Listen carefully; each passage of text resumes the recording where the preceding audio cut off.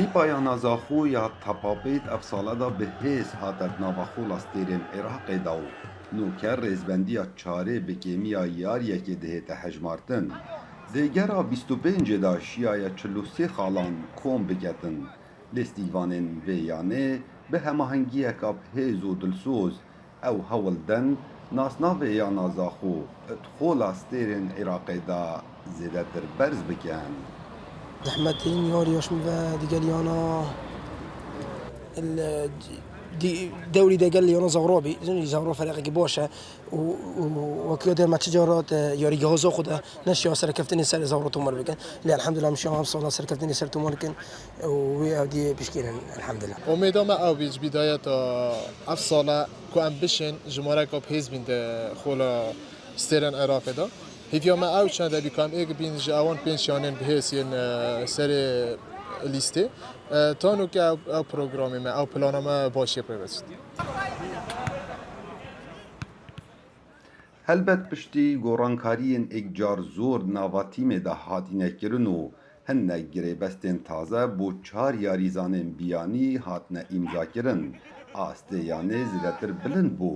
Ev e demekî daye ku serokê yana Zaxo dibêjî dewlemendên vî bajarî û îdareya serbixweya Zaxo piştevanên serekî ne ji layê maddî ve. ما لجنه درست کرد با اینا نوان چند لعبه باکی نزال افساله من تو 5 ساعت فرقی خواه گهار الویری از سپاسیا همی دولمندات کم راستی تا خلک زاخو آمدن شوری دولمنداج یعنی هونا حق ادید شین بریگا خو 5000 ها بنوان 5000 بدن نادی زاخو Cemawerê vê yanê li ser astê Iraqê bi cemawerekî dilsoz û wefa bû yana xwe dihêne naskirin. Li kîjan bajarê Iraqê yariya yana Zaxo bît, cemawerekî êkcar zor amade bît. Gelo hokarên vê çendê çi ne?